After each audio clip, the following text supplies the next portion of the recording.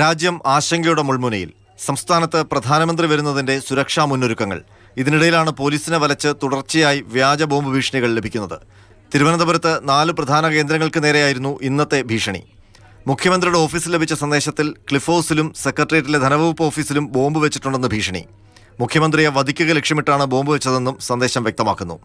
രാജ്ഭവനിൽ ലഭിച്ച സന്ദേശത്തിൽ ഗവർണറെ വധിക്കുമെന്ന് ഭീഷണി. മുഖ്യമന്ത്രിക്ക് ലഭിച്ച സന്ദേശത്തിലെ അതേ വാചകങ്ങളായിരുന്നു രാജ്ഭവനിൽ ലഭിച്ച സന്ദേശത്തിൽ. മുഖ്യമന്ത്രിയുടെ പേരിന്റെ സ്ഥാനത്ത് ഗവർണറുടെ പേര് വെച്ചു. എന്നാൽ ക്ലിഫ് ഹൗസ് മാറ്റി രാജ്ഭവൻ എന്നാക്കാൻ ഭീഷണി അയച്ചവർ വിട്ടുപോയി. വഴുതക്കാട്ടെ ഗതാഗത കമ്മീഷണറുടെ ഓഫീസിലും ബോംബ് ഭീഷണി ഉണ്ടായി. ഇതിന് പിന്നാലെയാണ് നെടുമ്പാശ്ശേരി വിമാനത്താവളത്തിലും ഭീഷണി സന്ദേശം ലഭിച്ചത്. പോലീസും ഡോഗ് സ്ക്വാഡും ബോംബ് സ്ക്വാഡും നടത്തിയ പരിശോധനയിൽ ഒന്നും കണ്ടെത്തിയില്ല. വ്യാജ സന്ദേശമെന്നാണ് വിലയിരുത്തൽ. 2 ആഴ്ചയ്ക്കിടെ 15-ലേറെ ബോംബ് ഭീഷണി സന്ദേശങ്ങളാണ് ലഭിച്ചത്. ഇന്നലെ തിരുവനന്തപുരം അന്താരാഷ്ട്ര വിമാനത്താവളത്തിലും ഭീഷണി സന്ദേശം വന്നിരുന്നു. മെയ് 2-ന് വിഴിഞ്ഞം തുറമുഖം കമ്മീഷൻ ചെയ്യാൻ പ്രധാനമന്ത്രി തിരുവനന്തപുരത്ത് എത്താനിരിക്കെ തുടർച്ചയായി വരുന്ന ബോംബ് ഭീഷണി സന്ദേശങ്ങൾ ഗൗരവത്തോടെയാണ് പോലീസും രഹസ്യാന്വേഷണ വിഭാഗങ്ങളും കാണുന്നത്. ഇമെയിലിന്റെ ഉറവിടം കണ്ടെത്താൻ ഇതുവരെ കഴിഞ്ഞിട്ടില്ല. ഇത് വീഴ്ചയാണെന്ന് കേന്ദ്ര സംസ്ഥാന ഇന്റലിജൻസ് വിഭാഗം കരുതുന്നു.